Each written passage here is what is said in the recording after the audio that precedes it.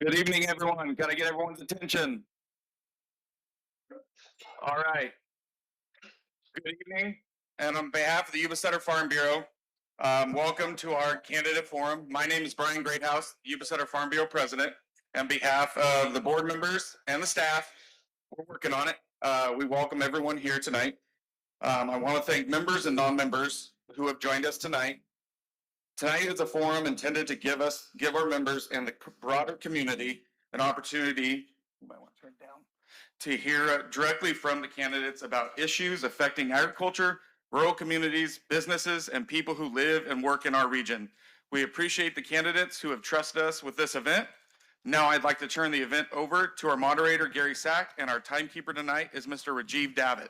Thank you. Good evening. Thank you, Brian. Again, my name is Gary Sack. I have the pleasure of serving as your moderator this evening. Tonight's forum will include two races, California State Assembly District 3 and United States Congress District 4. Now, this is a candidate forum, not a debate. Our goal is to provide a respectful and informative discussion of the issues. Before we begin, I want to briefly go over tonight's format. Each candidate will have 4 minutes on an opening statement. Following the opening statements, I will ask a series of prepared questions developed by the Yuba-Sutter Farm Bureau and with input from the public. Each candidate will have 2 minutes to respond to each question. Candidates will receive equal opportunities to answer the questions, and we will rotate the order of responses. At my discretion, a 30-second rebuttal may be permitted when necessary if there is a reference to their opponent that's in a negative manner. Rebuttals are not automatic and are not intended to keep the discussion informative while allowing us to cover as many issues as possible. Our timekeeper will provide signals to help candidates remain within the allotted time. I ask the candidates to please respect those signals so that they can provide everyone with an equal opportunity to participate, and more importantly, so we can get to as many questions as possible.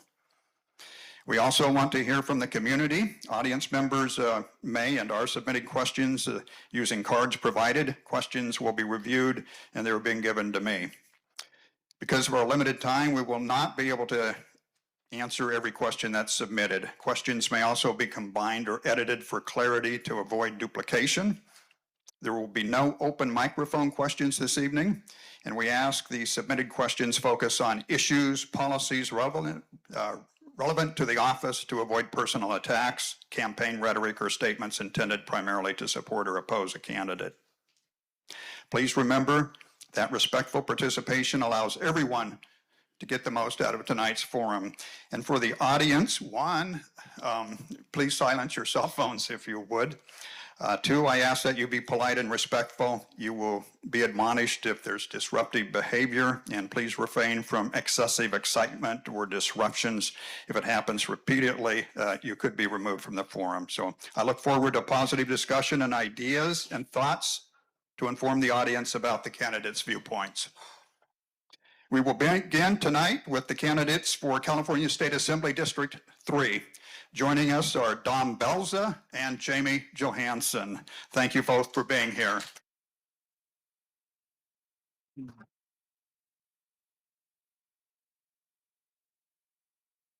We will begin with opening statements. Each candidate will have 4 minutes. We determined the opening order by a coin flip earlier. Jamie, you will be going first, and you have 4 minutes for your opening statement. The floor is yours. Well, thank you, Gary, and good evening, Dom, and thank you for this tremendous turnout. I think we've been doing this now, living this campaign life for about 1.5 years, almost feels like 2 years, but certainly a tremendous turnout. As we get close to the election, that's not unexpected, but this is a pivotal election for the 3rd District. And as you know, with Prop 50 and everyone went through, this election is going to determine, especially in the congressional district here and also in the assembly district, new leadership stepping up. So I'm Jamie Johansson. I'm a farmer up in Butte County. My wife Nicole is here for 22 years. I have 3 children, just dropped the first one off at Cal Poly San Luis Obispo. So he's living his best life, and I lost my best line putter upper. So His younger brother, Luke, is a junior at Durham High School. And then Kate, our little girl, is a freshman. So like I said, I'm a first-generation farmer up in Butte County. I moved here in 1993. Started in olive oil. I started farming olives. And just like what we experienced in peaches, lost my first contract about 3 to 4 years later. It was either get big or go home. It was an eye-opening experience, which continues in agriculture. That really got me involved in terms of entrepreneurship. Started an olive oil company. Fortunately, we had something to turn to. A new industry coming up in California. Was kind of on the ground floor of that. Very fortunate. That, as a farmer, one of the farmers, I grew up in Humboldt County, in a small little town in Fortuna. I worked for dairy farmers and ranchers up there, and a dairy farmer came to me and said, if you're going to be in agriculture, you need to join Farm Bureau. You need to give back to this industry, and because people are involved, that's why there's still agriculture in California. So I joined the Butte County Farm Bureau, got on their board of directors in 2000, and then, like I said, got married in 2004 to a city girl who wanted sidewalks and neighbors, so we had to move into town, which was great, little separation from the farm, but I ended up on the Oroville City Council as a vice mayor. Kind of a unique experience as a farmer to deal with the city issues at a pivotal time for Oroville when it comes to downtown revitalization, when it comes to the sewer issues that I know a lot of us in the 3rd District cities and towns are facing right now, and just the uncontrolled cost put on us by the state, continuing mandates, not only for the cities, but also as farmers. We've seen 1,400% increase just in regulation costs alone in California for farmers. We're seeing in the last 25 years, 25,000 farms go out of business, 4 million acres get out of production. This has to change. I'm running for one reason, and that's because I believe in the 3rd District. I believe in California. I have spent the last 30 years living here fighting for our water rights, fighting for our small farms, our big farms, and even our large farms, because there's a lot of large farms that I sold my olives to. We need all types of farmers and that diversity. And that diversity is what makes agriculture successful in the 3rd District. One thing that we're lacking in this state, and it's noticeable, is bringing back accountability. Because when you don't have accountability, and no one is taking accountability in this state, when we talk about our rising energy costs and our oil costs, no one is taking accountability because these decisions, just like the recent tire decision made by the California Air Resources Board, no one is being held accountable. And when no one is held accountable, you have no predictability. You have no predictability if you should open a new restaurant downtowns in one of our downtowns. You have no predictability if you should plant a certain kind of tree, if the regulations won't put you out of business.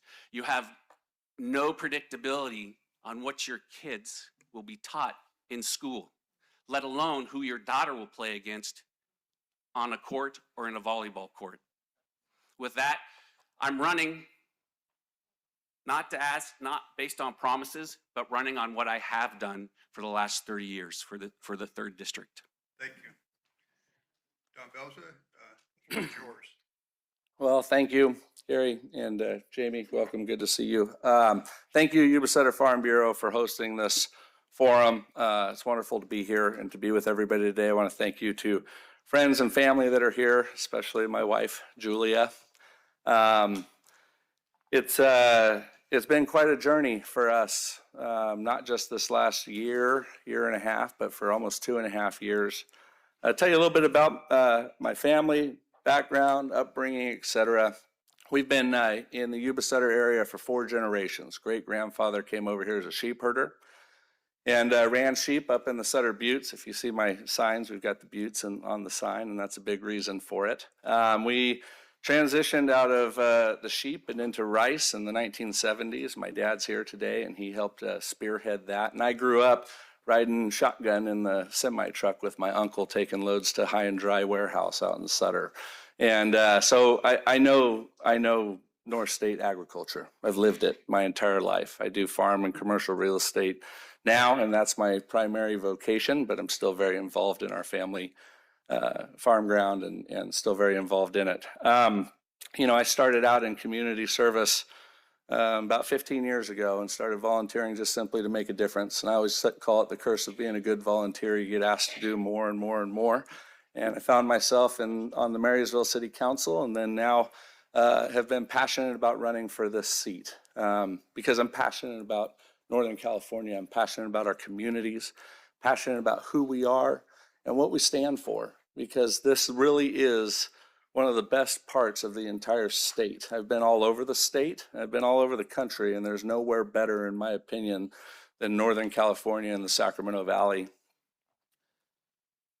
You know, I wasn't going to say anything along this, but I'm just going to be transparent with you guys. My heart's hanging out of my chest today. Today marks the 1-month anniversary that we buried my daughter. And this is one of the hardest things that I've had to do in my life, is to recognize priority, to recognize calling and purpose in the midst of incredible grief. My wife and I are in that same boat together. It takes an element of grit and strength. It takes an incredible amount of faith to re-engage back in this rat race political cycle that we all witness and we all watch, and all the craziness that comes along with it. But why do you do it? It's because I never started this out because I wanted to be in politics, or because I wanted to be an assembly member one day, or because I was bored or whatever. I started out because I believe that we can change this state. I believe that we can make it better for the next generation.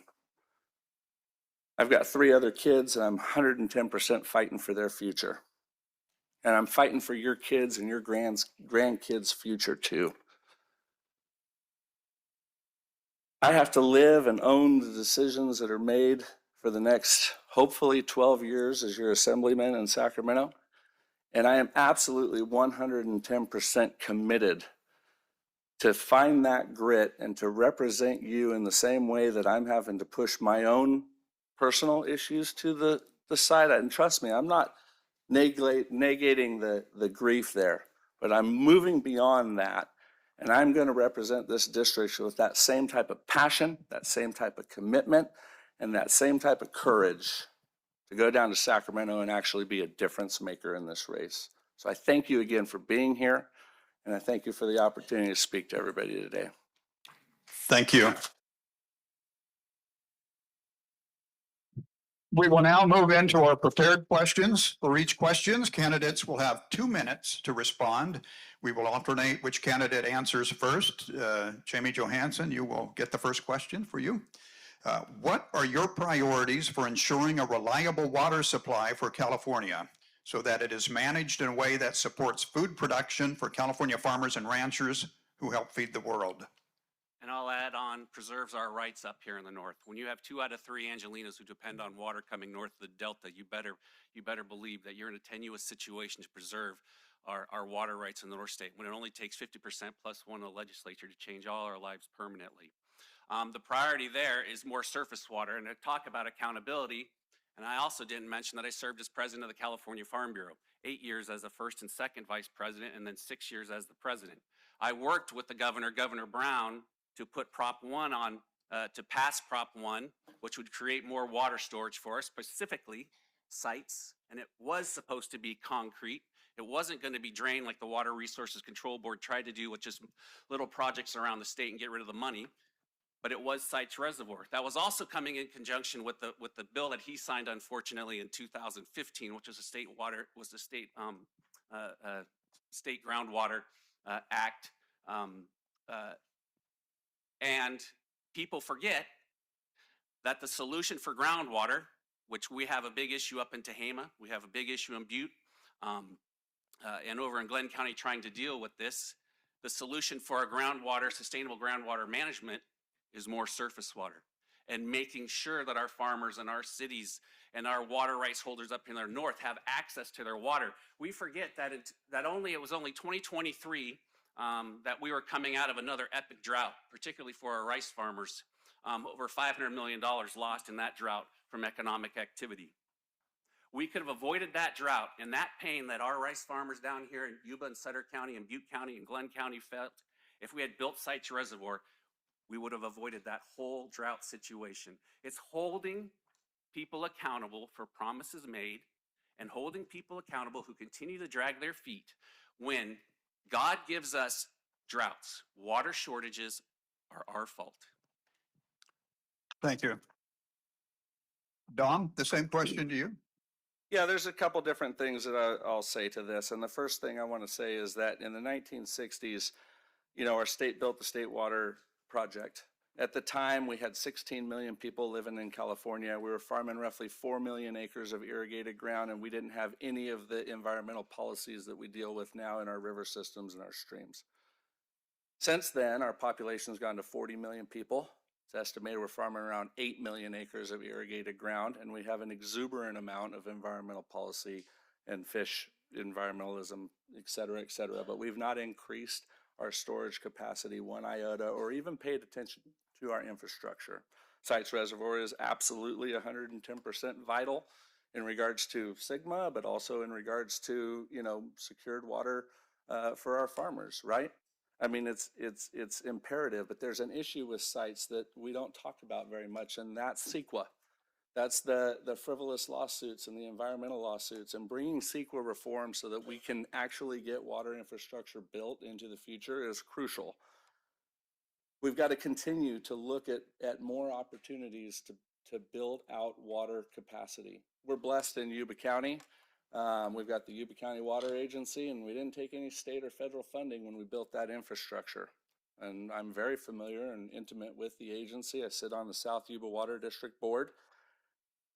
Mark Twain said, "Whiskey's for drinking and water's for fighting." And that is absolutely 110% the truth, because the state is constantly coming to try to take water rights, and other special interests are coming to take water rights.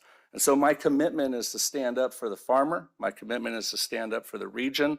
My commitment is to stand up for rural communities and to fight for those rights, to advocate for state resources so that we can build more capacity and cut through all the bureaucratic red tape and get this stinking dam built. Thank you. I understand there's a little bit of hard to hear in the back, so if you could stand closer to the microphones, it would help them in the back. Thank you.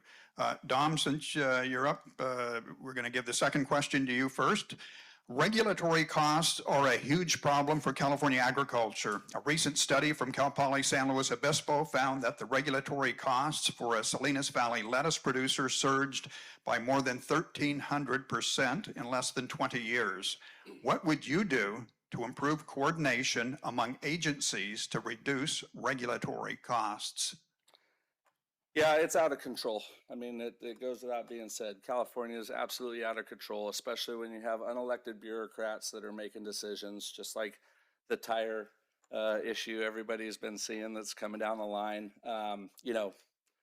Electric tractors is coming down the line. We might have a little bit of a breath right now, but I give it a couple years and it's going to be an issue that we're going to have to be dealing with. And it all comes back to regulation. It all comes back to bringing accountability to those state departments and putting a checks and balance in place. Right now, they've got free reign and they need to be accountable to the legislature. They might get appointed by the governor, but we need to keep them accountable. But the best way that we can keep them accountable is by breaking the supermajority in Sacramento. Right now, you got 80% of your legislators that are coming out of urban areas that are making laws that are impacting rural California, that are impacting us. And the best way we do that is by finding good candidates up and down the state. And as an assemblyman, I'm committed to getting behind other candidates in other parts of the state so we can get more rural-minded, conservative-minded people, legislators in the legislature so that we can actually keep these bureaucracies accountable. And that's what I'm committed to. The other thing that's coming down the line, we want to talk about representation, and I know we've got 2 congressional representatives, but this is James Gallagher's district. I respect both of you guys very much, and we're subject to this Prop 50. This is coming back in 2030, and we, by God, better have somebody that has some backbone in Sacramento that can stand up and can actually advocate for redistricting, for the Independent Redistricting Commission to come back into place. There's rumors about wanting to apply Prop 50 to the Assembly, to the State Senate, and it's important that we actually stand up and we get the Independent Redistricting Commission back in place so that we have a real map that represents our district. Thank you.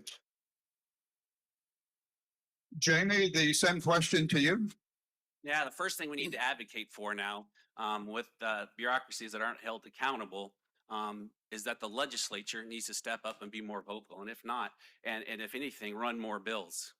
I think any new fee or regulation coming out of CARB, coming out of Public Utilities Commission, coming out of the State Water Board should be an up or down vote with the legislature. Howard Jarvis Taxpayers Association tried that. We were involved with them on Farm Bureau, but of course, a judge ruled it unconstitutional. Whatever it takes, we need to change that.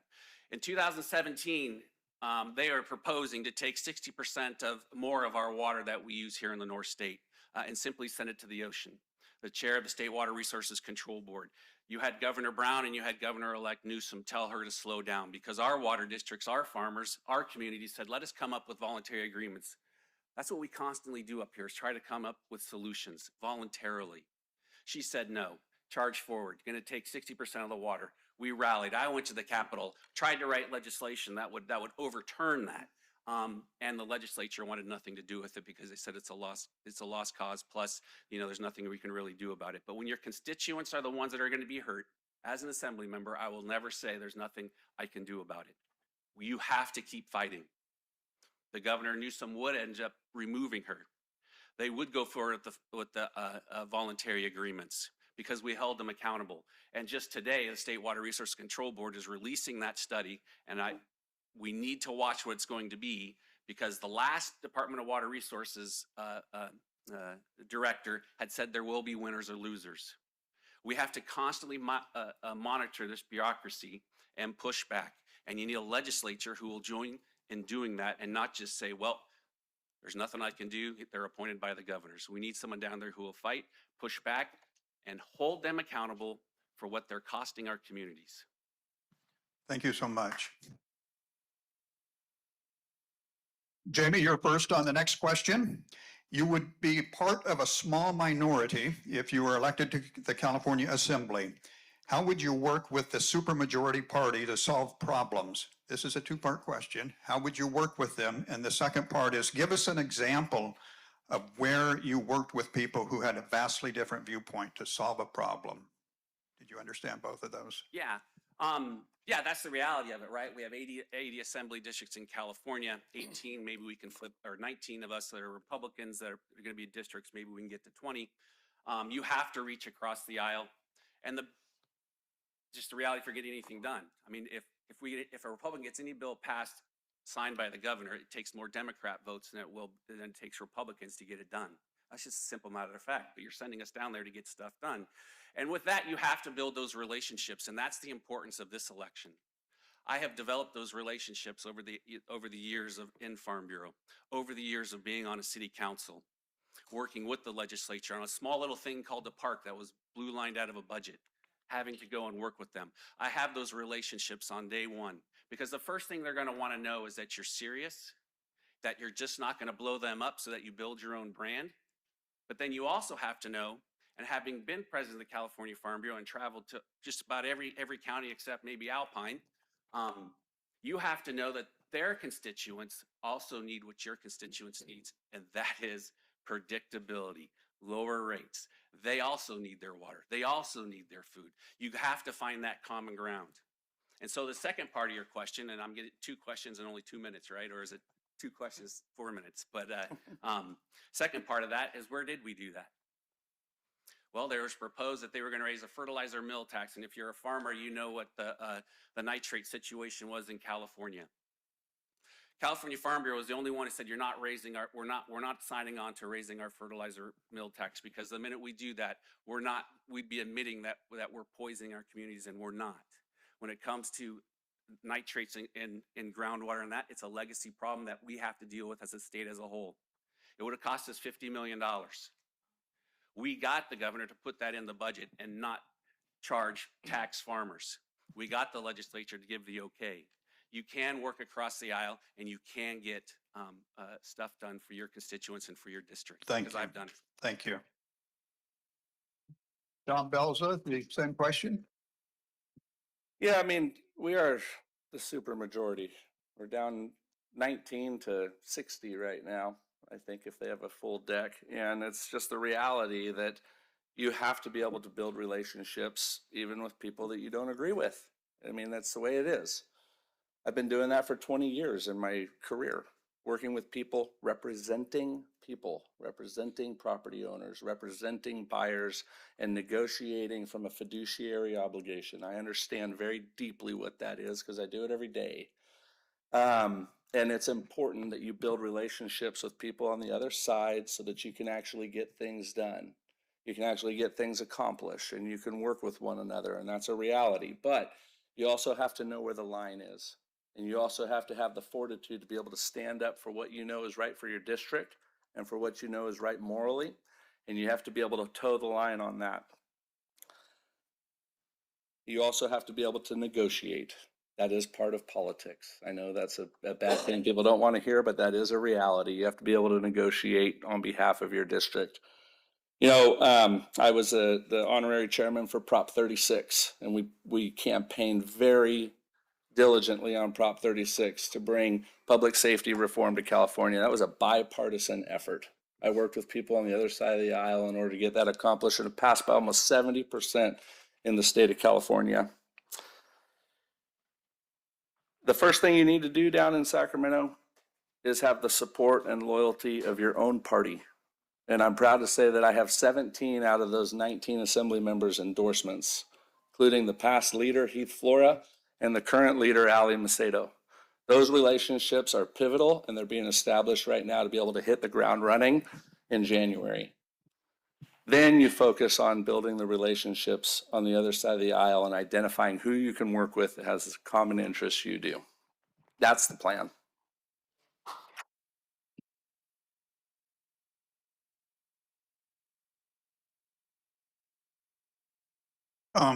Let's see who's up now.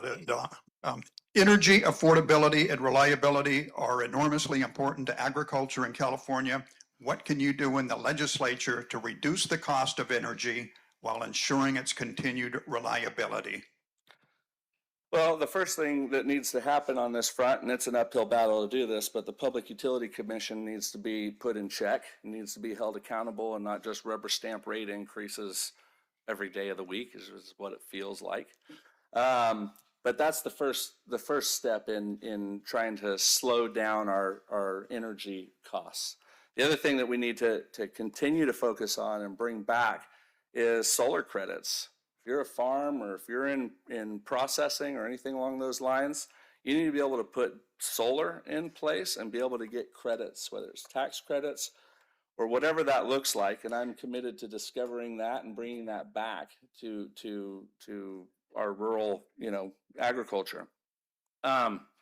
There's another thing here in talking about credits, and I'll speak to this, is that we have about 2.5 million acres of orchard ground in the state of California. And we're so concerned about carbon, the carbon issue, et cetera. And we don't get credit in agriculture on that front. We don't get credit for that orchard ground that those trees actually eat that carbon and have a carbon input. And farmers need a credit on that front to say, hey, listen, for this acreage that we have in trees, we should get a credit and be able to utilize the equipment that we want to utilize and not be subject to mandates that are coming down the line. We need to advocate on agriculture on that front much more. Same way in the rice world. We're talking about salmon restoration in our river systems, and there's a lot of projects. California rice industry is working on this as far as how healthy the salmon fries are that are raised in rice fields versus those that are just raised in fisheries and planted. There should be environmental credits for farmers. We are some of the best stewards of the land. We are the best stewards of the land because we live off of it and we produce off of it. And it's time that we have a voice in Sacramento that's going to advocate for our farmers on that front. Thank you. Jamie, the same question to you, energy affordability and reliability. Well, again, it's going back, and accountability isn't always about a person. It can also be about legislation. And this is the 20th anniversary of AB 32, which was the seminal landmark for climate change legislation, which will give way to SB 32, which will be the implementation of mandates in terms of reduced energy use and greenhouse gases. They told us that if we weathered our houses, our energy costs would go down. They're telling us that if you buy these special tires, your fuel costs you'll save you 3%. How many people here who live in an energy efficient home feel that their energy costs, they're saving money on their energy? It isn't happening. The 20th anniversary, this is a perfect time.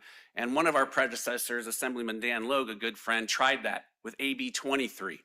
They shot him down because it's like, let's review what we were promised and let's see where we're at. We're paying 35, 40 cents a kilowatt hour when America's paying 17 cents.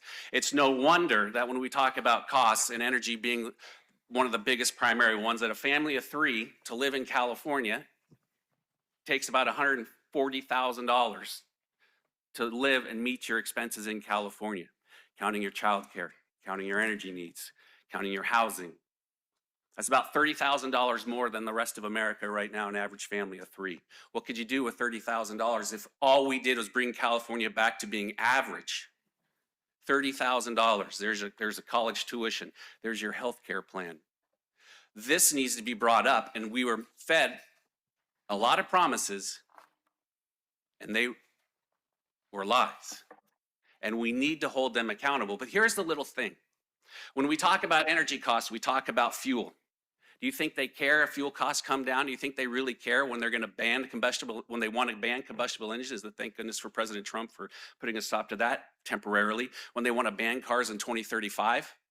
Because when 2035 comes and you have to start phasing out combustible engines, the average person say, well, I couldn't afford the gas anyway. Thank you. That is the plan, and we have to stop it. Thank you.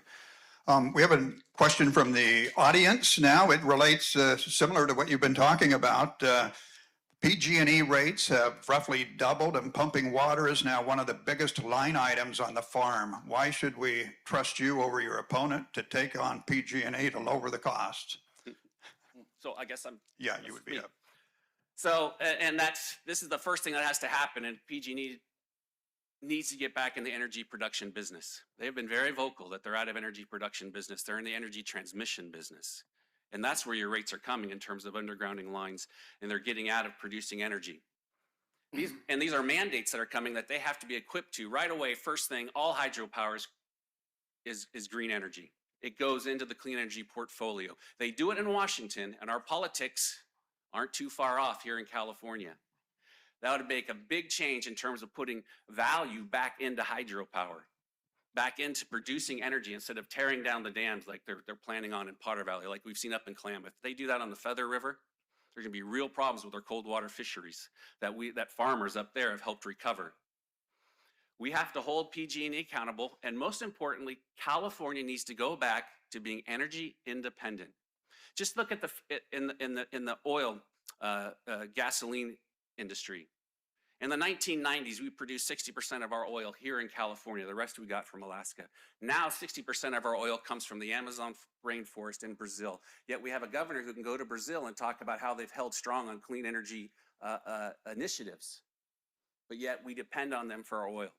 As our refineries leave and we lose 20% of our refinery production here in California, and we become more dependent on imports, which means two boats to one oil shipper to bring gas in because they're different sized boats.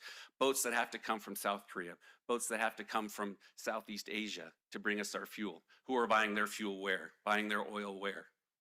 We need to go back to being energy independent and motivating companies like PG&E, giving them back the motivation to produce energy efficiently and not just a mandate that the states imposed on them. Thank you. Don Belza? Yeah, I mean, so much of our energy costs and so much of our energy issue goes back to bad policy in Sacramento and decades of bad policy in Sacramento. You know, does Sacramento or does PG&E need to be held accountable on different levels? Yes, absolutely. But why are they undergrounding? Because of policy out of Sacramento.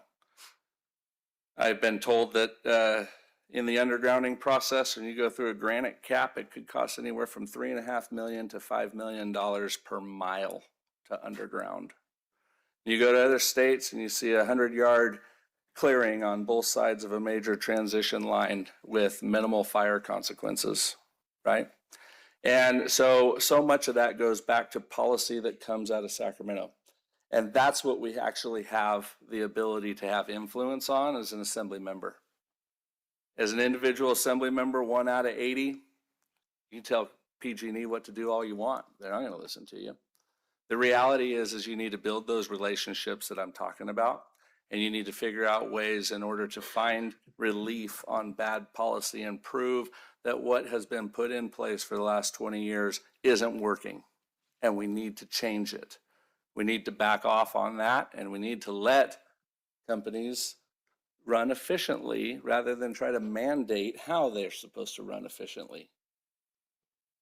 You know, the other side of this, and I already spoke to it already, but is putting legislation in place that allows the legislature, both the Assembly and the Senate, to keep the Public Utilities Commission, who gives the rate increases, rubber stamps them, to keep them in check and to keep them accountable. Right now, the governor gets to appoint those, and then they're not regulated by your representatives. And that's what I'm going to do, is represent you to try to fight against the Public Utility Commission. Thank you.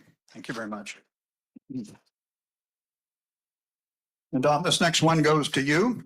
California is losing productive ag land to urban and suburban growth each year. Preservation of ag land is important to continued agricultural production.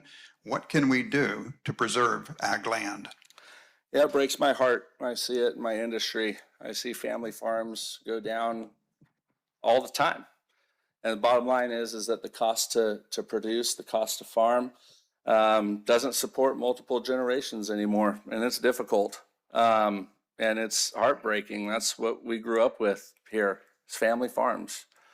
You know, in regards to that and in regards to what the state can do, I am a firm believer in private property rights. You own a piece of ground, that's your property. I don't think that the state needs to be lording over you and telling you what you can and can't do with your own property, whether it's a house or whether it's a farm or a commercial property, etc. And the other thing that I'm passionate about is that land use belongs to the local jurisdiction. Land use belongs to the county. It does not belong to the state. We saw a disaster in the affordable housing efforts by the state. Drove up building costs tremendously, did not solve homelessness. And is there a need for affordable housing in cases? Yes. But to cut right through all of the local land use and mandate that you have to build a certain amount of affordable housing, et cetera, that's not the state's job. Get out of our business and get out of our county. If Sutter County wants to be an ag-focused county, then by golly, it can put the land use laws in place to do that. And if a county and a local people want to be more urban focused in development, then unfortunately that's the path that that county is going to go. And in some counties, that's probably the right thing to have happen. But we've got to keep that in local control, and the state doesn't belong in our business. And I'm going to advocate for that, and I'm going to push to keep the state out of land use, local land use. Your local representatives are accountable to you. If you don't like the land use that they have in place, you can vote them out. That's a beautiful thing. It's a lot harder to do that at the state level.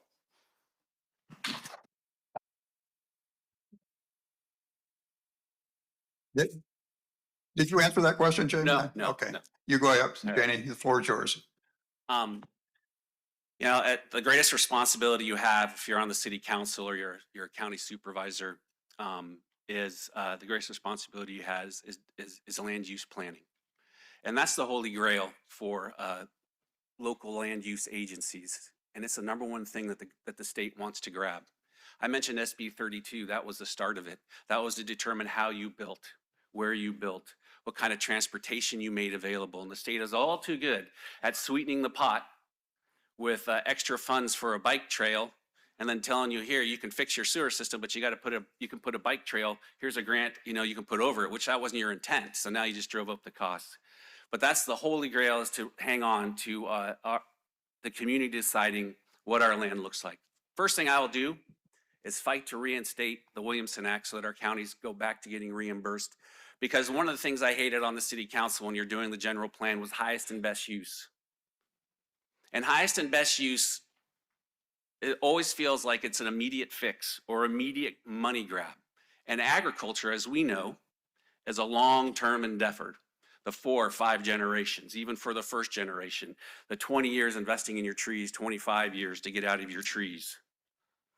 We're a long-term industry. We think long-term. Highest and best use is not just what's going to get us the quickest, tax return as an entity. We need to bring back the Williamson Act, which was arguably the most successful conservation program in California history. And a lot of counties, and thank you, because a lot of counties, when they stopped the funding, kept their Williamson Act program because it was important for their agriculturalists, because it kept them in agriculture. And once we pave over it, it doesn't come back. This is why it breaks my heart when we talk about solar farms. And you see that happening down in Westlands in Fresno County. Those aren't farms. Those are just alternatives because farming didn't work out for them, because they didn't get their water or they couldn't keep up with the costs. So the number one thing to do is how do we keep value in agriculture, but also this. In agriculture, we know that cities have to grow, that cities need that tax revenue, especially when it comes to their first responders, and how do we pay for that? Thank you. So there has to be a balance, but first thing, bring back the Williamson Act. Thank you so much. That concludes the question portion of this forum, and now each candidate will have 2 minutes for a closing statement and determined by the coin flip. Dom, Belza, you go first. Well, once again, I'm just thankful to be here and thankful to see so many friendly faces and lots of folks. We just have a beautiful community, and so I love it when we can all come together and just appreciate everything here. Jamie, thank you. I really appreciate our debates. I've always said, we've always been very gentlemanly with each other, and I appreciate that very much. I want to earn your vote. I want to earn your vote in this room. I want to earn Yuba-Sutter's Farm and Bureau's endorsement. That's what I'm looking for. I've been endorsed by Tehama County Farm Bureau, and have been endorsed by an exuberant amount of ag associations amongst hundreds, even into the thousands of farmers now. I understand the issues related to agriculture, but there's so many other issues. I'm committed to fighting for this next generation. I'm committed to fighting for our education system, especially our kids. As Jamie alluded to, our girls don't need to worry about who's coming in their bathroom or who they're going to have to play in sports. And I take a staunch position on that.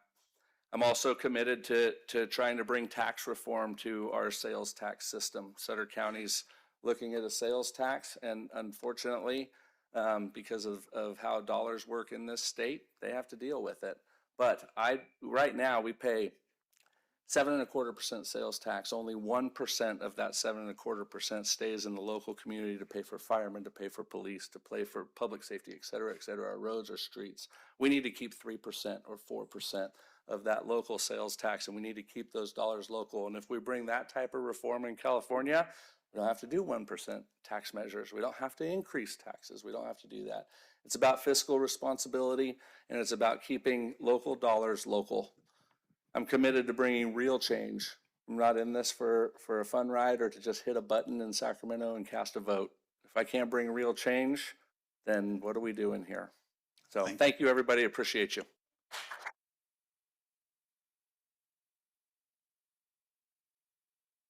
Thank you. Thank you very much. Jamie, your closing statement? Well, again, thank you everyone for coming out. This is an important race, like I started off with, in terms of leadership and continuing that leadership that the 3rd District has always appreciated, whether that's Doug Lamalfa, Rick Keene, Dan Logue, James Gallagher. As the president of California Farmer, like I said, I've traveled all over. And you want to talk about working across the aisle, it can be very difficult in agriculture in terms of getting farmers on the same page, particularly ones that have different issues on waters and water tunnels. And they constantly would ask me, because of the Yuba-Sutter Farm Bureau, Butte County Farm Bureau, Tehama Farm Bureau, Glenn County Farm Bureau, we hit above our weight in that organization. They're like, how can you guys, you get a lot done? And the bottom line is this, and I felt this over the last 2 years on this campaign trail, we get it done is because we actually like each other, because we have common ground, we can work together, and we have the same values that we fight for, and not against each other, not trying to one up, but wanting everyone to succeed, whether that's a business in the city or whether that's your neighbor on the farm, to see them succeed. This is a very special place, and it has been amazing to travel around and see the 3rd District and meet all of you. It's been tiring, but it's been extremely rewarding. I'm running this for I decided to enter this race just based on, first of all, I know I can do the job. I've advocated for you for the last 20 years in the legislature, in Congress, all the way to the White House and the Oval Office. I've fought for farmers and I've fought for our communities. And also, it's a passion. It's a passion that my children, I'm surprised my oldest son even stayed in California after, all that he's seen us go through and at Cal Poly, but I want him to stay here. I want him to come back and grow the farm, and I want my other 2 children to know that there's a place for them in California. Thank you again for your hospitality throughout these last 2 years. And again, I'm asking for your vote, not based on promises of what I will do, but what I have done in fighting for you over the last 30 Thank you. years. Thank you so much. Please join me in thanking both candidates for participating tonight, the gentlemanly manner, the great answers, the cooperation. Let's give them one more big round of applause for both of them.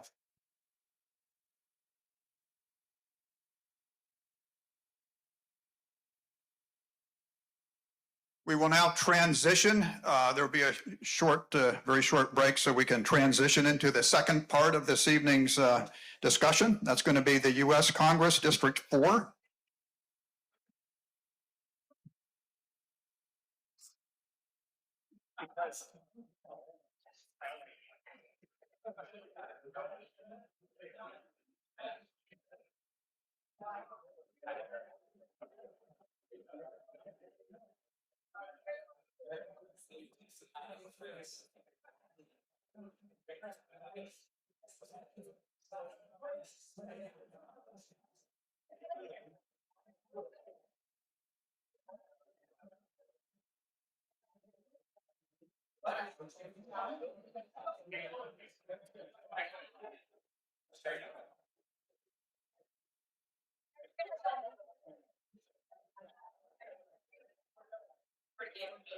Okay, they do say it works better if they're together.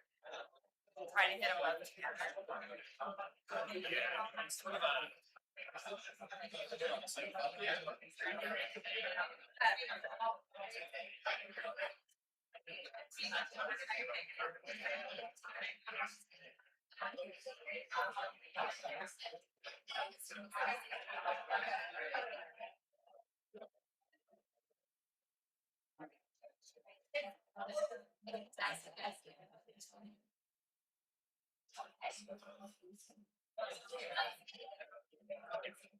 I have to check your notes. We're checking everybody's notes here. Awesome.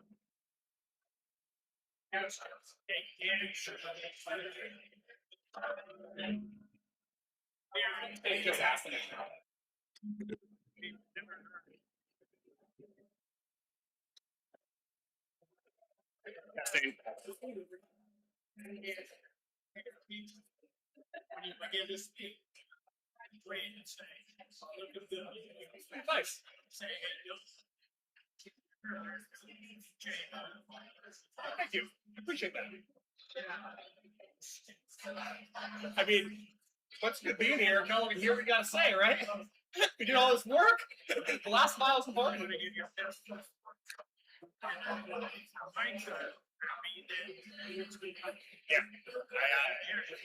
You want to say rodeo? Music. I didn't say rodeo. All right.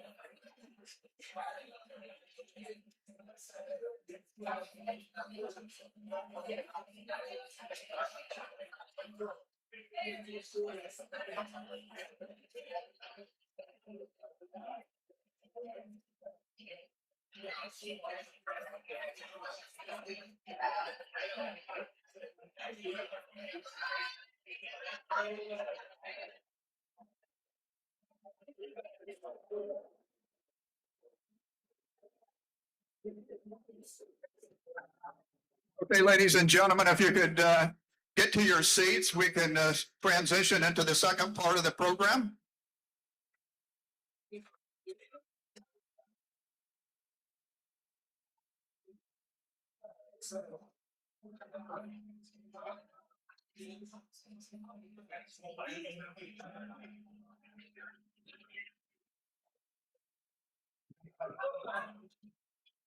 Okay, if you could return to your seats, if you would, please, and we'll start the second part of the program.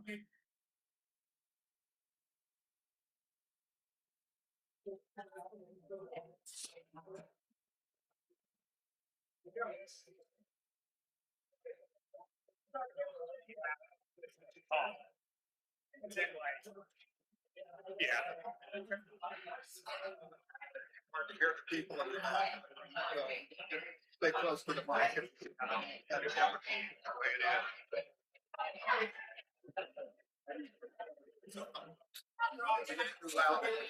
Okay.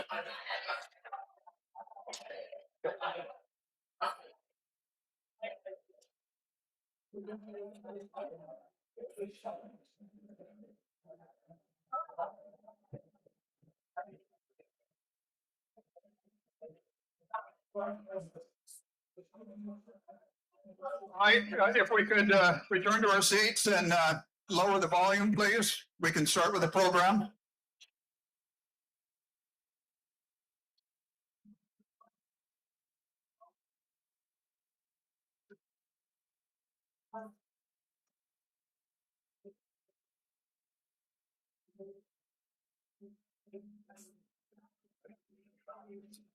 We will now begin the second portion of tonight's program. Candidates Forum, featuring candidates for U.S. Congress District 4. Can you please, may I have your attention? May I have your attention? We're beginning the second portion of the program.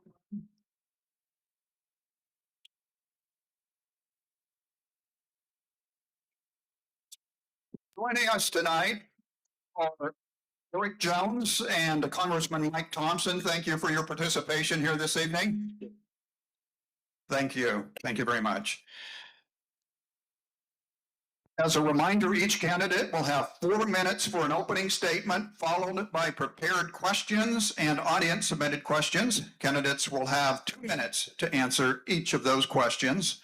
A 30-second rebuttal may be permitted at the moderator's discretion. We will begin with opening statements from the candidates. They will have 4 minutes on the floor. And let me see, Eric Jones, I think you are first. The floor is yours. Hello, everybody. Hello. Hey, you can hear me. Let's go. Thank you. Boy, it's special to be here. Maybe I don't have to talk that loudly. Actually, we're getting terrible feedback. Do you mind if we pause this? Can you raise volume just a little bit? All right. Thank you, everybody. I see so many special people in the crowd. And what's special about that is most of you, I haven't known that long. But this journey has been spectacular. I'm so grateful to be here. I'm so grateful to this community that's welcomed me with open arms. I'm not a farmer and I will not pretend to be one.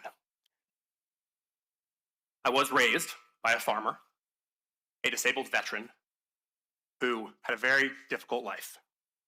I grew up in a small town in a 750 square foot home, and football was meant to be my path out of my small little town. But God had a different plan for me. He gifted me with a passion for education and a talent for school. I attended Yale University as the first in my family to go to college. I studied economics. I graduated, and at 22, I moved to California. Thankfully, my wife came with me. There, I started a business, and then another business, and I've spent my career focusing on healthcare access in areas of high need: maternal care, mental health, specialized senior care. I've got a 5-year-old son who's a medical miracle, and a daughter who's about to be 2. And by all accounts, I have lived the American dream.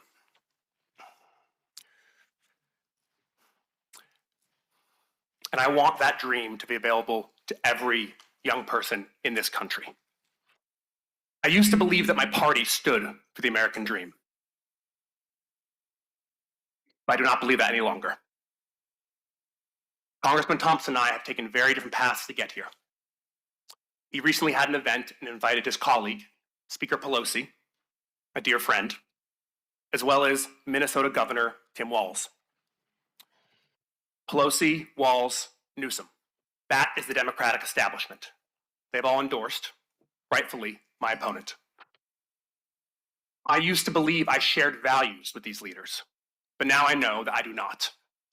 I know this because they are currently spending money attacking my wife and I for our business success. I've been told that you can't be successful, caring, compassionate, and kind all at once. They have turned their backs on the American dream. They believe it's shameful. They believe that family is redundant, irrelevant, outdated. Instead of family, they offer you government. Well, corporate government. Corporate government that refuses to allow you to live your lives. It forces PG&E, a state-mandated monopoly, right into your backyard. It forces you onto the FAIR plan only to jack up rates. They hive off your water rights and sell them to large corporate buyers. I recently attended the Lincoln Dinner on Friday night. That's a Republican event, for those who don't know. I was told that wasn't right. Well, on Saturday, my wife and I, we went to the Yuba-Sutter Democratic Party as well. Because I will talk to anybody. And I don't know when we stop doing that in the United States of America. I am not a career politician. I'm a business leader, a father, a community leader. I bring to the table experience in building teams, solving hard problems, and waking up every morning to inspire young people. I know who I am. And I have a strong feeling that I can meet this community where they are, and I can help them accomplish their goals. And I'd be honored to do so. Thank you.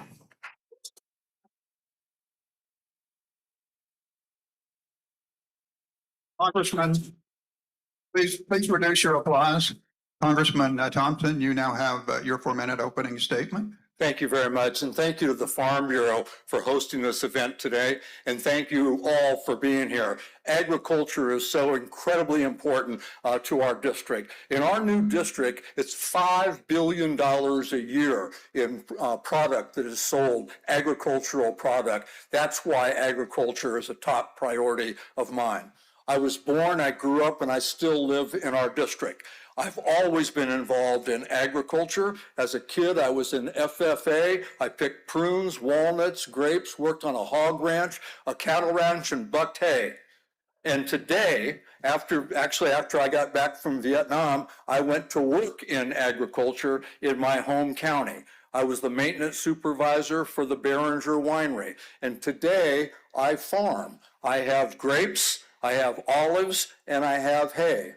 At one time, I grew rice in Colusa County. It was a small piece of rice, but it did have a hole in one of the checks with the 2 seats in that hole, so it kind of made up for it. I am committed to agriculture. I always have been. Was on the Ag Committee in the State Senate, was on the Ag Committee in the Congress, and now I'm on the Ways and Means Committee in the Congress. And Ways and Means has incredible influence over our agriculture. Ways and Means has tax policy jurisdiction, trade policy jurisdiction, and health policy jurisdiction, all things that are impacting our agriculture today. And I have a track record. I have done a lot in the agricultural space, from providing the money to fix the GCID fish screens so agriculture in this Sacramento Valley could have water. I brought the first $10 million to the Sites Reservoir project, and subsequently I have voted for and supported tens of millions of dollars from the federal bill on infrastructure to come to the Sites Reservoir. I have always fought for shipping north of Delta water south. I fought the Peripheral Canal, the Through Delta project, the tunnel project. Our agricultural needs and our families in the north of the Delta are too important to schlep our water off to other places. It is important for agriculture, it's important for business, it's important for the Pacific Flyway. No water, no farms, no food. My commitment is I will work every day for the things that matter to the people of our district, to the people who are working hard across our country, and I will fight for agriculture in our district. I'm extremely proud to have the endorsement and the support of the California Farm Bureau, the Napa Farm Bureau, the Sonoma Farm Bureau, and farmers up and down this district. And as far as who came to my event the other day in Napa, there was 980 people who came to that event. Some of them are in this room today. And some of those people who attended are elected officials in the new parts of the district. As a matter of fact, I have 6 mayors and 6 county supervisors, most of which are Republicans, who are supporting me. I would be proud to have your support and your endorsement, and I will work every day breaking my pick for you, for your family, and for agriculture. Thank you.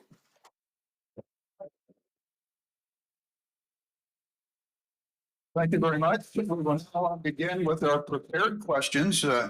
Mr. Jones, you have the first question. Specialty crop agriculture, which is very important for California agriculture, is not usually a focus of Farm Bill deliberations. What specific changes would you push for to make the Farm Bill work better for California farmers and ranchers? So the bill that just came out of the House, I thought was actually a pretty darn good bill. That's the Omnibus Bill HR 5657, and that updates Title I and Title IX specifically to cover specialty crop. Importantly, Title I is historically excluded specialty crops, so now that means that we've got all the farmers up here who finally get access to those sweet, sweet federal dollars. But we got to pass it. Similarly, on Title XI, we had an update to the adverse effect clause. That means that market conditions, i.e. fluctuating prices, can also be qualified for disaster relief. Beyond that, we had a $500 million export bounty. That's $500 million that goes to our farmers in the United States to supplement and promote export. We also had a requirement for 95% of specialty canned product to be used for public schools in America at the exclusion of foreign imports. These are all really, really important measures, and it's why I believe the California Farm Bureau was highly in support of this House bill. In addition to the California Farm Bureau, Adam Gray, a Democrat, Jim Costa, a Democrat, voted for the bill. It's very important. It's why the Republican congressionals in the Central Valley voted for the bill. Democrats and Republicans voting together for their districts. There was a notable exclusion who voted against the bill, who instead voted with party leadership and the majority of the Democratic caucus. And that was my opponent. Agriculture is the most important thing for this community. It's why I will fight and guarantee I'll be on the Ag Committee, where I can have direct impact. The Ag Committee, the Small Business Committee, things that actually matter to this community. And we must always put the community over partisan politics. And we had a clear example of that just weeks ago, and we saw where the man to my right stands. Thank you. Yeah. Congressman Thompson, do you need a 30-second rebuttal for his remarks about you? So I get to do my 2 minutes first or my rebuttal first? Do you want the rebuttal first? I'll just Or just work add it all in. if Thank that's you so okay. much. Thank you. The farm bill that passed out of the House was a good bill. It had some very good provisions in it. Some of them were mine. Disaster relief for agriculture was part of that. That was legislation that I worked on for years with Doug LaMalfa before he passed. My disaster relief bill is now supported by James Gallagher. He's taken on a lot of the bills that Doug and I had, and he's put his name on those bills. There was a very important part of it was that an increase in the market access program funding. Very important for agriculture to be able to sell our products overseas. There were some good specialty crop provisions in the bill. The problem was, and the reason that I voted against the bill, is it didn't do enough for specialty crops, and it hurt the food insecure population in our country. I am not going to vote for a bill that takes food off the table for people who are hungry, for kids who are hungry, and bifurcating the agricultural part of the bill from the food security part of the bill was a big mistake. That's why the bill hasn't passed the Senate. That's why it's hung up over there. It is my hope that the Senate will be able to address those two issues, and the amendments that I put forward on the bill. One was $12 billion in tariff relief for specialty crops, $10 billion for farmers, $2 billion for producers, both of whom are being hammered right now because of the tariffs that we are experiencing. And the food security portion has to come back into the bill. We cannot take food away from hungry Americans. Thank you. The next question, Congressman Thompson, you're up first. In your congressional district, many of our agricultural products rely heavily on international markets. What actions should Congress take to reduce trade barriers and increase access to foreign markets?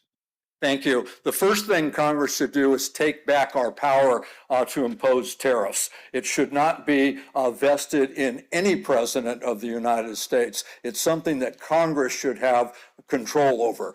I think that our negotiations with foreign governments and with foreign markets is very, very important. And I've been very involved in that. I was one of the negotiators on the USMCA, which was an incredibly important trade bill that had more bipartisan support than any other trade measure in my time in Washington, D.C. And that's the sort of things that we should be doing. We should be working with the administration. We should be working with our partners in the field and on the ground to make sure that those markets are available. We should increase the funding for the market access program, and we shouldn't stop there. When we had a walnut crisis because of tariffs, it was James Gallagher and I who were called into the Walnut Commission to provide guidance on what should be done and what we can do. When we get back to Washington in September, James and I have a meeting with the India embassy to make sure that we can deal with some of these issues and put pressure on them. I have long been an advocate for agricultural commodities and agricultural support for our trade partners, and we need to make sure that those trade partnerships are strong, that ag is protected and ag is not taken advantage of. Thank you. Mr. Jones, the same question to you.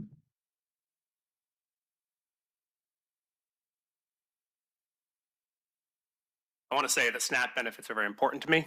My family relied on SNAP benefits growing up. And I will say that those are two different things, and we can both fight for farmers and make sure that every American and every child in this country is food secure. You know what? I'd prefer they be food secure with American produce and American product. It's sad to me when I go into a Trader Joe's and I see Portuguese pomegranates, and most people my age assume that it's from Europe, so it must be healthy, must be organic. Well, the EU spends $65 billion subsidizing their farmers so they can grow pomegranates in Portugal, put them on a ship them across the Atlantic, put them on a truck them across the country so that we can eat them in our stores. That is not only wasteful, it's un-American, it destroys the environment, and this is not about tariffs. It's actually about investing in the most critical part of your country, which starts with food. California has a $500 billion budget. Our farm subsidies total less than $50 million. That's 1,000 times less than Europe. The federal government annually gives $0 to California unless it's for disaster relief for farmers. So we're losing 1,000 to 1, guys. So I'd like if this state and this country actually put their money where their mouth is and started prioritizing farmers. It's the right thing for our kids. It's the right thing for our schools. It's the right thing for our environment. And I applaud the current program in place. It's a trial program for sustainable regenerative agriculture grants. It's something that's been working well across the United States, and we should be doing it in California because farmers today are struggling. They need help, and I'd love to help them out, and I'd love to turn the average family farm in California, which is only in our district, which is only 120 acres, I'd love to help them become regenerative and sustainable at no cost to them. Thank you.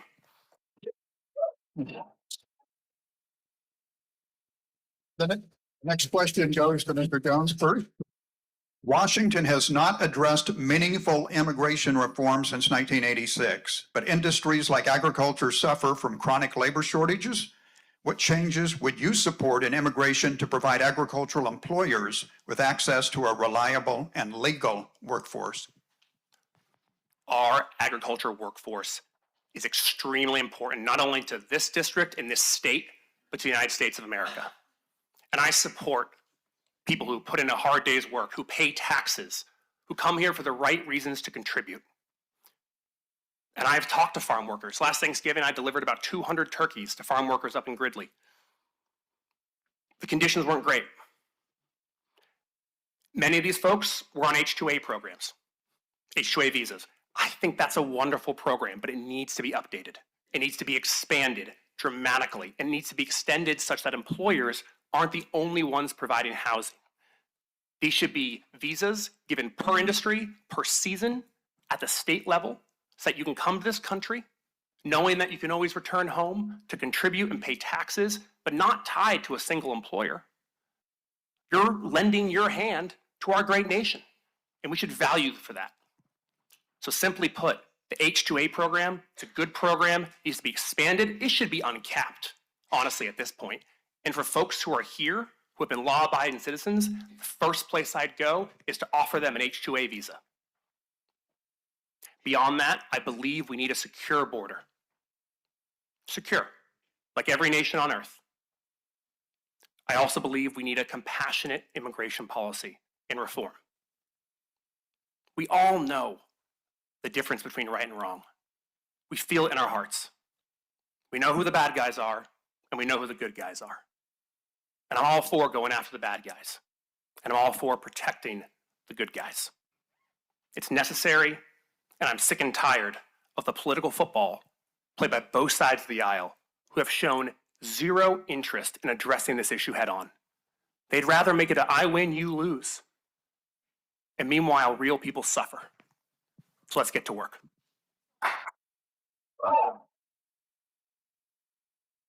Congressman Thompson, the same question to you. Thank you very much. I know firsthand the struggles of farm workers and of immigrants. My grandfather immigrated here from Italy. My grandmother's father immigrated here from Switzerland, and I saw what they went through back when it was good to be an immigrant working in agriculture. They struggled. We need comprehensive immigration reform to be able to deal with everything from the dreamers, people who were brought here as little kids and still live here. They know no other home than the United States of America. And the thought of deporting them is absolutely cruel and should be criminal. We have a teacher shortage in California of 6,000 teachers. If we were to deport the dreamers, that teacher shortage would grow to 12,000. That is unacceptable. We need comprehensive immigration reform. We've gotten there very close twice since I've been in Congress, and it blew up for political reasons, and you know what they are, and that is wrong. So I have been very active in piecemealing immigration reform. If that's the best way we can get it, that's the best way we can get it. I also have great hope for the bill that's coming out of the House Ag Committee, the other Congressman Thompson's bill, and it is a very good bill, and I'm waiting to see what that looks like, and I suspect that that's a bill that I will co-author and that I will support. It addresses the immediate needs and addresses the needs of not only agriculture, but families, immigrant families, and the community in which we shop and live. Thank you. Moving on to the next question, Congressman Thompson, it goes to you. You're up first. We received news last week that the total federal debt has exceeded $40 trillion, doubling in less than 10 years. Do you support additional taxes to meet the growing appetite for spending, or should we restrain spending? And could you explain? Okay, thank you. This is kind of my wheelhouse, as you know. I'm a Blue Dog Democrat, and the thing that we have in common in the Blue Dogs is that we believe in fiscal responsibility. I think that is critically important. And you guys know as farmers, the first rule, when you find yourself in a hole, stop digging. And that's what needs to happen. I authored the House rule that required pay-go. So any bills that were passed had to be paid for. And the only way you can do that is either cut something that's already there or increase taxes. And if the new bill is so important, you better make the choice. But right now, we need to put in place pay-go rules. We need to make sure that we stop spending. And we know that the areas where the debt grew the most was on wars and unfunded tax cuts. Tax cuts do not pay for themselves, and there were 4 big ones that really hit us hard. The last one, the H.R. 1 legislation that cut $1 trillion out of healthcare, which is going to impact all of us, even more so in a rural area, also added $4.5 trillion to our national debt, all to give a tax cut to the richest people in the country and to corporations. And in this environment, people who are making over $1 million a year don't need a tax cut. We need to focus on working people, and we need to keep a close eye on our national debt.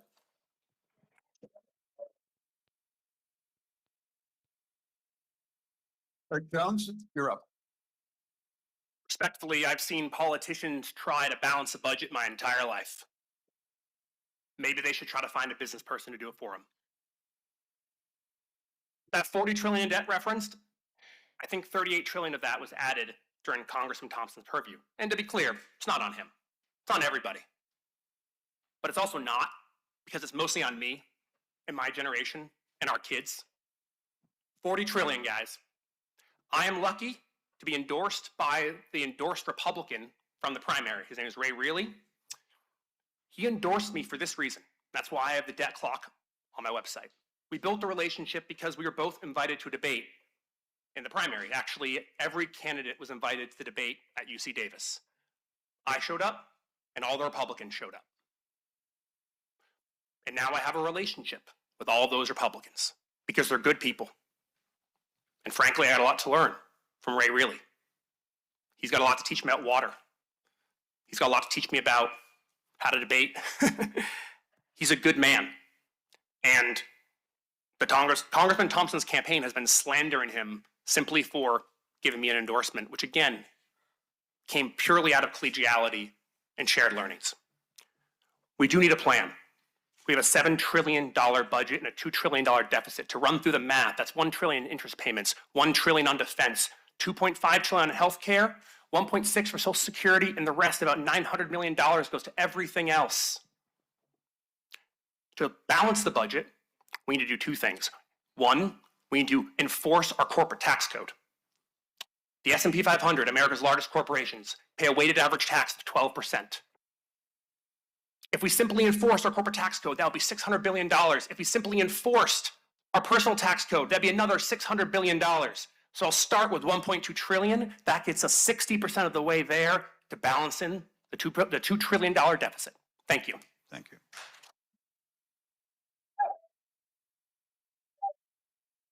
Congressman Thompson, do you feel the need for a rebuttal?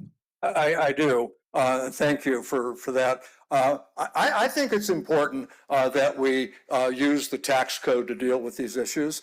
That's why on my watch in the Ways and Means Committee, as chairman of the tax subcommittee, we passed a bill to put in place a minimum corporate tax, a tax on stock buybacks, and funded the IRS to make sure they could go after the tax cheats and the people with big cadres of lawyers who could avoid those taxes. Thank you. Thank you.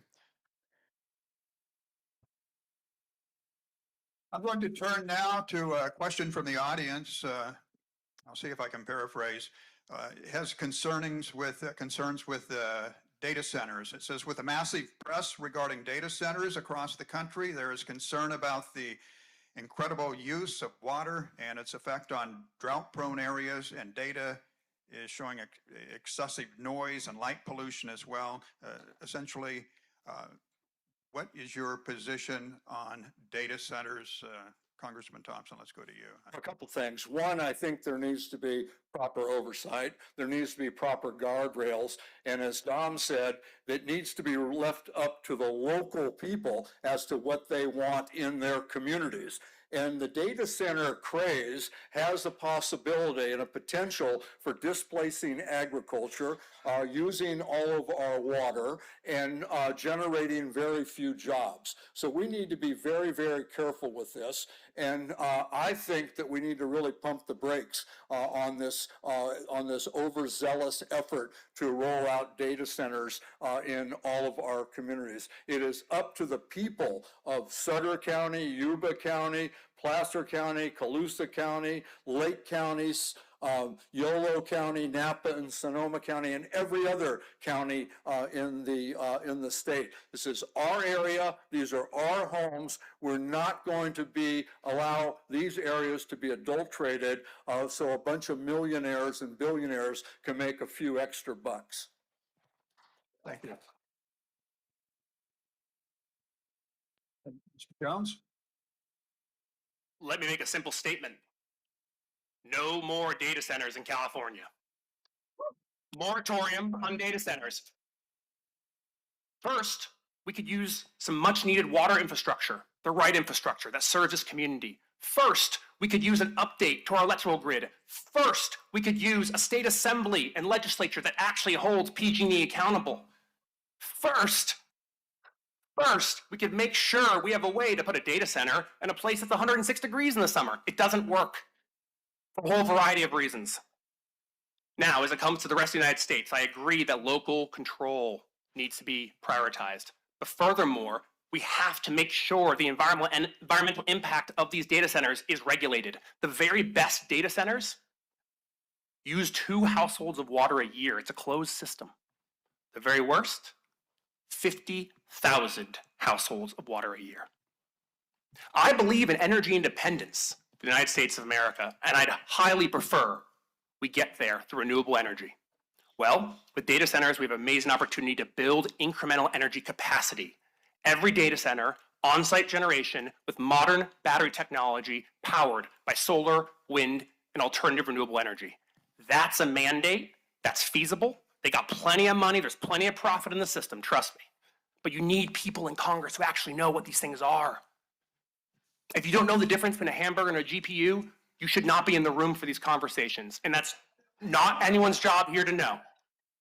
But it is for your member of Congress. A data center and a McDonald's are different things.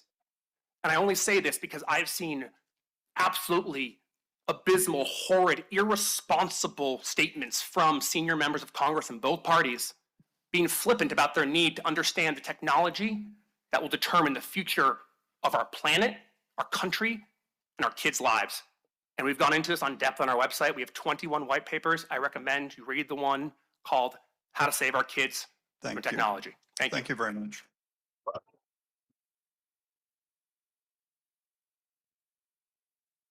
We have another question from our audience. Mr. Johnson, this one would be, you would be up first on this one. Trying to paraphrase, the person has a lot of concerns about the DSA party, Democratic Socialists of America party, and whichever one of you is elected to represent us, would you be caucusing with the DSA party? No. But let me go further than that.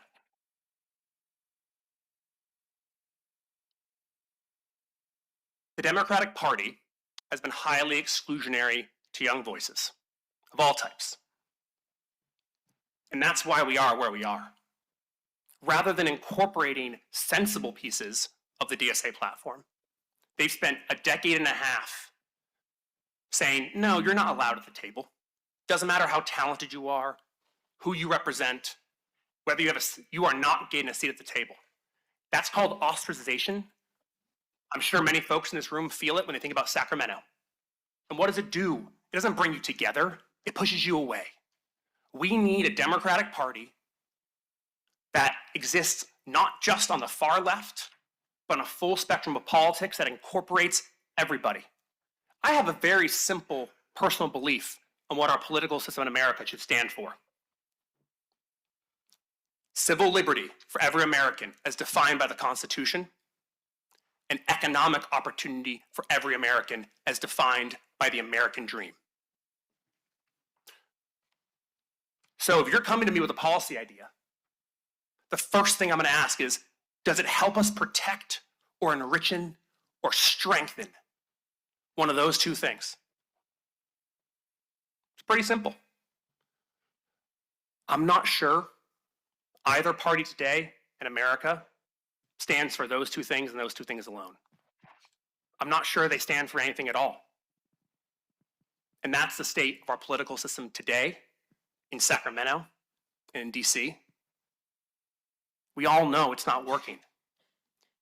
And yet we keep sending the same people back to Washington and Sacramento. It's time for change.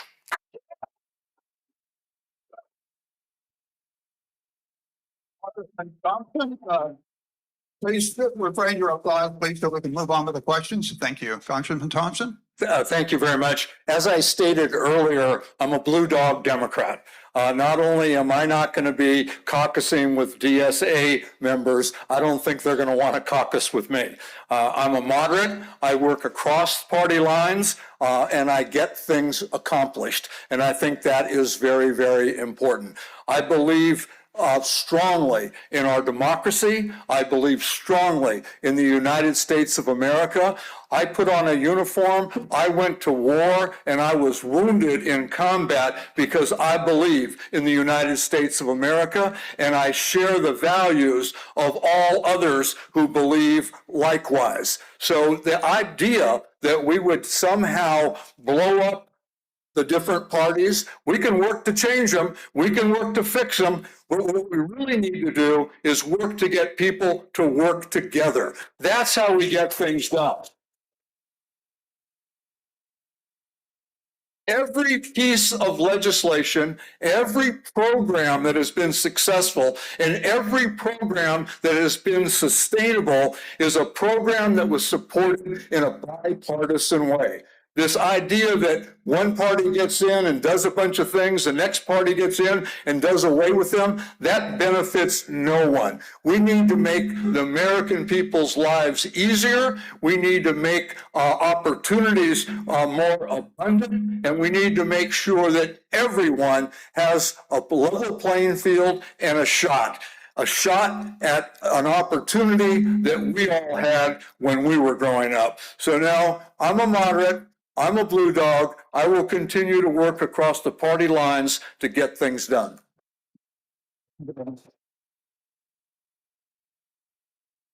This next question goes to Congressman Thompson. You're up first on this one. Across California and the greater United States, our healthcare system has been challenged for the most, if not all Americans. What can you do to better the system that has been burdensome for far too many people? Thank you very much. And as I had stated earlier, the $1 trillion cut to Medicaid is the first order of business. When the new Congress takes over, we need to make sure that we address that we either repeal it, reverse it, or modify it. Because if we don't, the effects of that bill is going to affect all of us. Hospitals, clinics, skilled nursing facilities will either close or they're going to have to lay people off in order to keep the doors open. So no matter how good your insurance is or how much money you have, if you become injured or ill and you end up at a clinic or at a hospital, you better hope that the person you need to save your life isn't the person they laid off to keep the doors open. This is very, very serious, and it's going to ripple across every community, but most seriously in rural parts of our state and our country. So that needs to be the first thing. I've done a lot of work in healthcare. It's my legislation that provides for telehealth, so folks can get care from specialists outside of the hospital they're in, sometimes from their home. I passed that law in the state legislature and made it an opportunity for telemedicine to be used across the country. During COVID, we enacted telemedicine so people on Medicare didn't have to go into brick and mortar facilities and be exposed to COVID. They could get their health care through telemedicine. It's worked wonderfully well. We've extended that program twice now. My bill to make it permanent has 166 co-authors in the House, and it has 60 co-authors in the Senate, something almost unheard of. And we need to get the middle people out of healthcare. Every dollar in healthcare needs to go to provide healthcare to the people who need it. Thank you. Thank you. Eric Jones, the same question to you. Healthcare is a passion in my family. My teenage mom, she started out as a waitress, but when things got better, she went to school, got her associate's degree, and became a nurse because she believes that God put her on this planet to take care of people. And I'm sure by the end of this campaign, everyone in this room, you'll have a chance to meet my mother. When our son was born, he required life-saving heart surgery.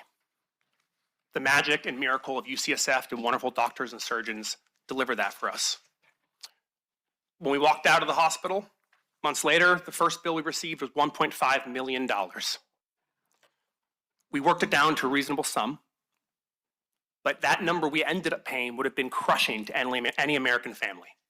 And it reminded me that we're all one medical diagnosis away from tragedy. I do believe in bipartisanship. It's going to be hard to do when you're lockstep every step of the way with Democratic Party leadership, which is expected from any long-term member of Congress. I am untied, I'm untethered. I have not a single Democratic Party endorsement. I don't care about the aisle. Let's all get in the middle and do some wrestling. There was a really important piece of healthcare legislation, HR 5378. It was bipartisan. The majority of Democrats and Republicans voted for it in the House.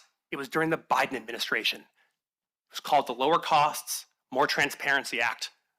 It would have required all inpatient and outpatient procedures to have a price tag for you to know going into it. It would have required the pharmaceutical industry to actually be held accountable. Most Democrats and Republicans you know voted for that bill, with one exception. The Democrats on the Ways and Means Committee, who all take money from United Healthcare and the insurance lobby. In fact, the insurance lobby is my opponent's single largest source of funding. Thank you. Congressman, would you like to respond? I would, yes. The reason that every Democrat on the Ways and Means Committee voted against that bill is because it didn't go as far as it should have. And we had an alternative bill in the committee that should have been put forward. And that was our protest to make sure that our issues and the better bill was heard. We also need to deal with prescription drugs. Prescription drugs are too difficult to afford, and the committee that I serve on, we put forward a bill that would require negotiations for prescription drugs. That passed, and we're able to lower the cost of prescription drugs to consumers. Thank you very much.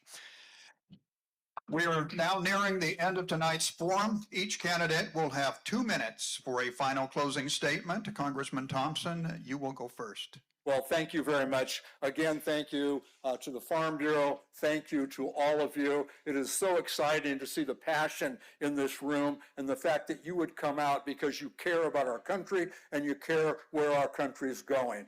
I believe I'm the best person for this job.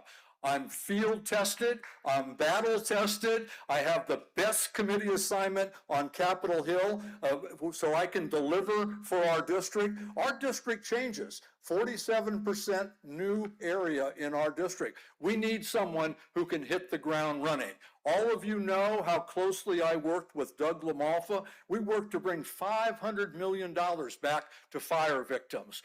We worked to provide funding for Sites Reservoir. He and I are working on, and James Gallagher has taken it over now, a bill to lower your insurance rates so you can get homeowners insurance, so you'll be able to buy, sell, and live in your home. My commitment to you is I will continue to work with anyone who will work with me to deliver for our district and our country. As I said, I'm proud to have the California State Farm Bureau endorsement, 2 local Farm Bureau county endorsements, and there's an endorsement list on the back on my table, 250 local elected individuals and community leaders who have endorsed me. And as I said, in the new district, 6 mayors, 6 members of the Board of Supervisors, most of whom are Republicans. I have great bipartisan support, and I will work tirelessly to support you and to support our district and to support our area. Thank you very much. I'd be honored to have your support.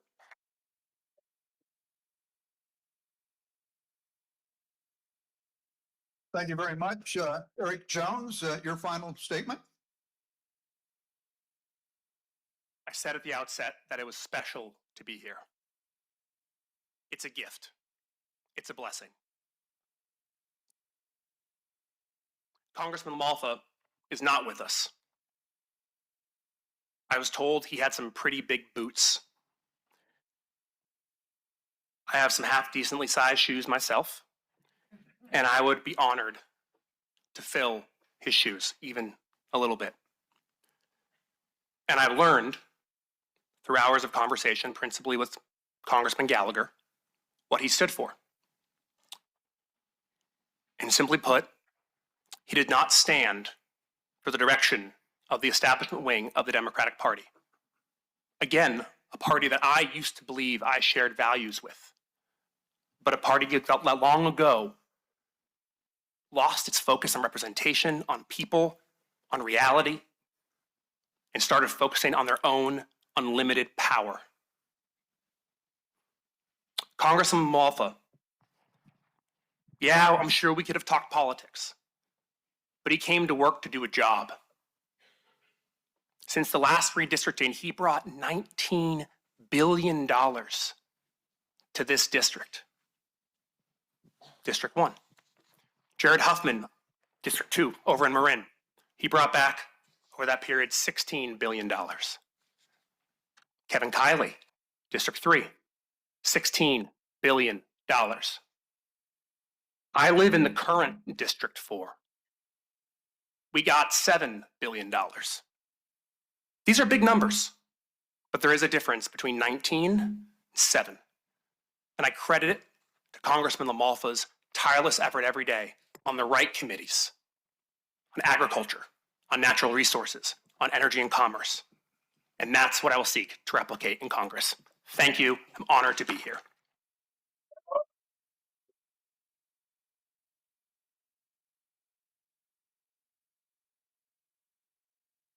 Join me in thanking both candidates for participating tonight. It's a very good discussion. Give them one more round of applause if you would. That concludes the 2026 Yuba-Sutter Farm Bureau Candidate Forum. On behalf of the Yuba-Sutter Farm Bureau, I want to thank all of our candidates who participated this evening. Thank you as well to our timekeeper, Rajiv Davyat. Also, thank